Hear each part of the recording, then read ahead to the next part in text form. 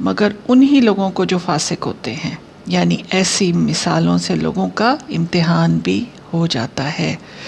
فرمانبرداروں کے لیے یہ مثالیں ہدایت دیتی ہیں اور نافرمانوں کے لیے گمراہی کا سبب بنتی ہیں۔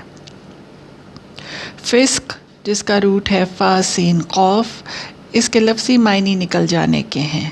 شرعی اصطلاح میں اللہ تعالیٰ کی اطاعت سے نکل جانے کو فسق کہتے ہیں، اور یہ فاسق لوگ ہیں جو اللہ تعالیٰ سے کیے ہوئے عہد کو توڑتے ہیں، اور جس کے نتیجے میں زمین میں فساد برپا ہوتا ہے۔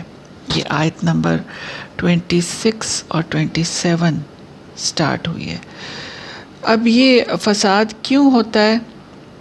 کیونکہ اللہ کی کائنات اللہ تعالیٰ کے امر سے رواں ہے، اور انسان جب نافرمانی کرتا ہے تو اس کے گناہوں کا اثر صرف اسی تک محدود نہیں رہتا، بلکہ یہ اس کے ارد گرد سب وائبس جو ہیں وہ پھیلتی جاتی ہیں، اور یہ دوسرے انسانوں میں منتقل ہوتی ہیں، اور وہ بھی پھر ایسی ہی فساد کی چیزوں میں مبتلا ہو جاتے ہیں۔ اللہ کے عہد کو توڑتے ہیں۔ تو عہد کیا ہوتا ہے؟ عہد اس معاہدے کو کہتے ہیں جو دو شخصوں کے درمیان ہو، اور میثاق وہ معاہدہ ہوتا ہے جو قسم کے ساتھ مضبوط اور مستحکم کیا جائے۔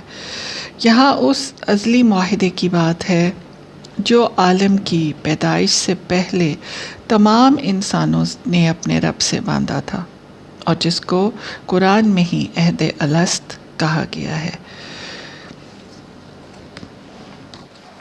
آیت نمبر 27 ہے، اور معرف القرآن سے ہی ہے کہ دوسرا وہ عہد جو اللہ تعالیٰ نے جوڑے رکھنے کا حکم دیا تھا، جو انسان کا اپنے ماں باپ اور تمام عزیزوں سے ہوتا ہے، اپنے پڑوسی سے، شرکائے کار سے، مسلمانوں سے اور عام انسانوں کے ساتھ، ان تمام تعلقات کے پورے حقوق ادا کرنا ہی اسلام ہے۔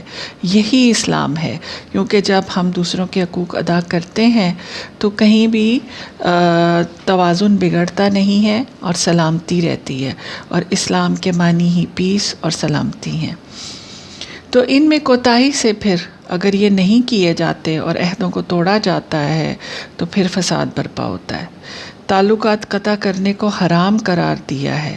حقوق اللہ اور حقوق العباد کی ادائیگی ضروری مقرر کی گئی ہے۔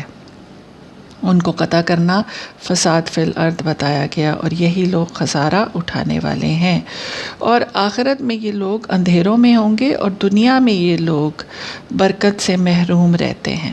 درس قرآن سے ہے گمراہی ان لوگوں کا حصہ ہے جو فاسق یعنی نافرمان ہے، یا فاسق سے مراد کافر ہیں، ورنہ قرآن کریم میں فاسق کافر اور گنہگار مومن دونوں کے لیے استعمال ہوا ہے۔ ان کی خصلتیں آگے بتائی گئی ہیں۔ ینقضون عہد اللہ بعد میثاقہ، وہ توڑتے ہیں اس عہد کو جو اللہ تعالیٰ سے استحکام کے بعد پکا کر چکے ہیں، یعنی استحکام مستحق